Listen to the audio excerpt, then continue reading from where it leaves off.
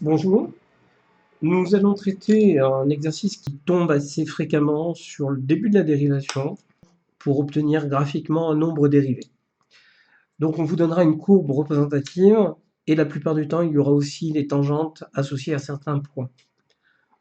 Donc on démarre et la première question qu'on vous posera, c'est par exemple de calculer l'image de f de moins 1. Donc, pour calculer f de moins 1, on se place sur la courbe, sur l'antécédent moins 1, et on voit que son image vaut aussi moins 1. Donc, f de moins 1 égale moins 1. Ensuite, on vous demandera de calculer le nombre dérivé en moins 1. Alors, il faut bien connaître la définition du nombre dérivé, à savoir, on l'obtient graphiquement à l'aide du coefficient directeur de la tangente. Alors, qu'est-ce que ça veut dire? Pour tracer le coefficient directeur d'une droite, il faut 2 points. Donc, comme on se place en moins 1, on prendra par exemple ce deuxième point. En pratique, pour le calculer facilement, on trace un triangle rectangle, comme ceci. OK.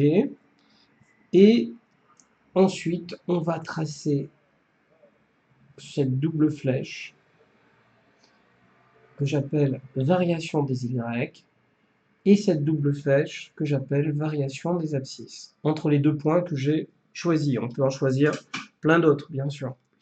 Mais je prends toujours des points qui tombent pile poil sur des carreaux.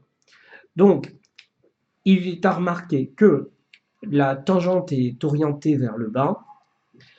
Cela signifie que le nombre dérivé est négatif, le coefficient directeur est négatif. Donc, on met un signe moins. Et si on ne veut pas se tromper, on écrit toujours variation des Y sur variation des x en considérant delta y égale delta x comme étant toujours positif. On a réglé déjà le problème du signe avec le moins. Donc on y va. On compte que verticalement, il y a 2 carreaux, donc j'écris moins 2, et horizontalement, il n'y en a qu'un. Donc on trouve un nombre dérivé qui vaut moins 2. On passe à l'exercice suivant, et on va vous demander, par exemple, de calculer f de 0 et f' de 0. Donc on y va. f de 0, on l'obtient graphiquement sur le schéma. On voit que pour l'antécédent 0, l'image vaut moins 2. Maintenant, on va vous demander de trouver le nombre dérivé en 0. Donc on sait que c'est toujours le coefficient directeur de la tangente, mais ici, la tangente est horizontale. Donc, son coefficient directeur vaut 0. Et vous le justifierez au contrôle. Vous marquez car la tangente en 0 est horizontale.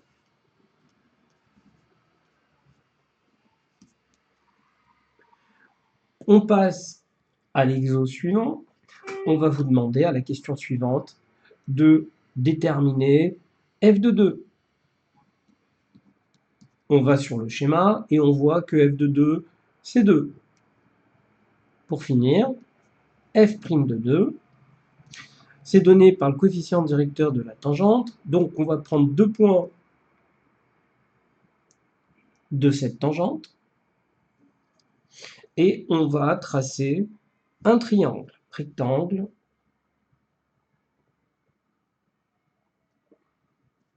comme ceci. On appelle ça variation des Y.